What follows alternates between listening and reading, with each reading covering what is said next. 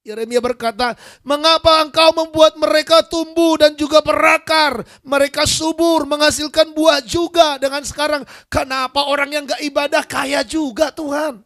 Kenapa orang yang tidak menyembah gak ikut mesbah doa pagi tetap juga panjang umur? Mengapa mereka engkau biarkan tetap hidup? Memang sih katanya mereka percaya, tapi kan kelakuannya jahat Tuhan. Kenapa? Yeremia bilang begini, memang engkau selalu di mulut mereka, tetapi jauh dari hati mereka. Kenapa Tuhan? Nah itu. Lalu dia bilang lagi kepada Tuhan, ya Tuhan, engkau mengenal aku, engkau melihat aku. Engkau menguji bagaimana hatiku terhadap engkau. Tariklah mereka keluar seperti domba-domba sembelihan dan khususkanlah mereka untuk hari penyembelihan. Ini doa Nabi Yeremia, saudaraku. Kita bisa mengerti apa yang disampaikan oleh Nabi Yeremia ini. Tetapi saudaraku, inilah jawaban Tuhan. Kenapa Tuhan izinkan seperti itu?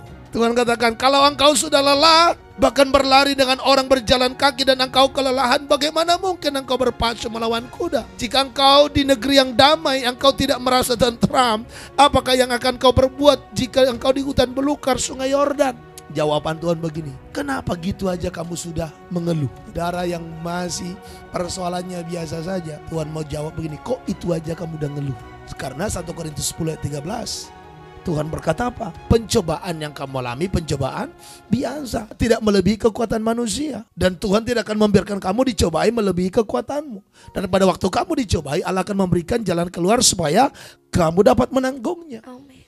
Kalau perkataan Rasul Paulus, dia bilang lagi begini, dalam hal memberitakan Injil, engkau tidak sampai mencucurkan darah. Halo. Saudaraku yang dikasih Tuhan, kita ini jangan gampang mengeluh.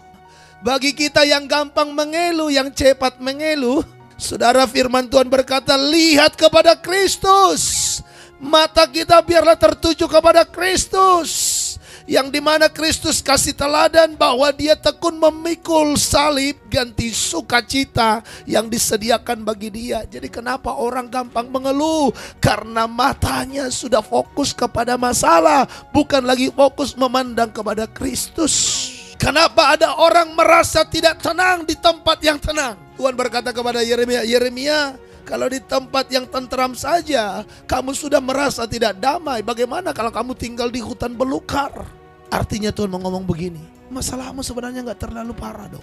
Saudara, kenapa sih kita sering berkata masalahku besar? Kenapa sih kita sering kali berkata hidupku menderita? Dan berkata, aku tak sanggup lagi menerima semua ini. Kenapa bisa keluar kalimat begitu? Karena mata kita tidak fokus kepada Tuhan.